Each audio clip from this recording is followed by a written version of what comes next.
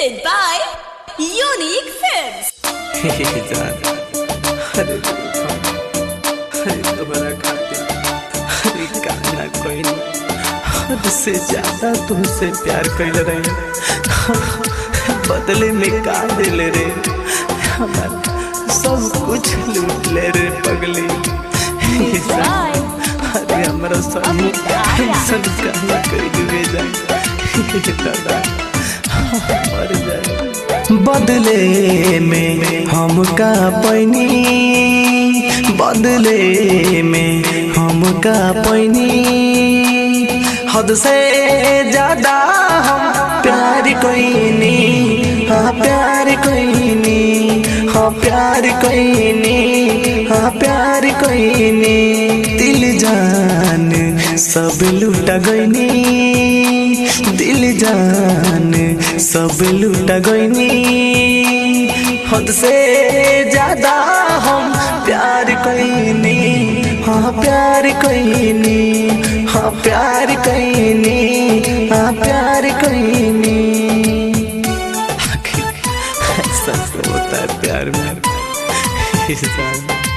अरे जब थोड़ा प्यार ना रहा काम रहता था काहे ऐसा कइले रे जा दादा मर जाए।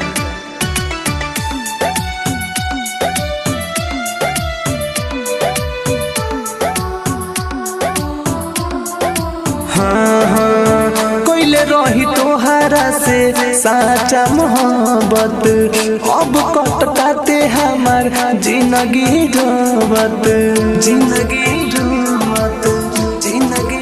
हाँ हाँ कोइले रही तोहरा से साचा मोहब्बत अब कटकाते हमार जिंदगी ढोबत अखिया के आंसू सूख गइल बा पगलक गोरी हमर हाल भइल बा हाल भइल बा। प्यार कइला के साजा हम पैनी प्यार कइला के साजा हम पैनी हद से ज्यादा हम प्यार कइनी हाँ प्यार कइनी हाँ प्यार कइनी हाँ प्यार कइनी।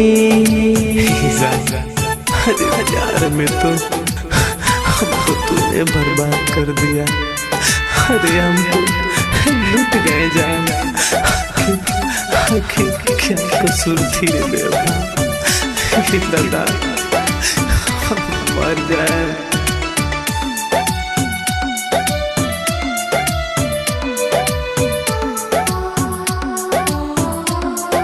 हाँ हाँ पर कस के संगे गोरी काहे जैसा कइलू राइटर रवि राज के कही के न भइलू के न भइलू कही के न पर कस के संगे गोरी काहे जैसा कइलू राइटर रवि राज के कही के न भइलू तोहरा पपमो विष बस नहीं करे तोहरे चलते जाने आज मारे जाने आज मारे। बतावेला आज हम जैनी बतावेला आज हम जैनी हद से ज्यादा हम प्यार कइनी हाँ प्यार कइनी हाँ प्यार कइनी हाँ प्यार कइनी।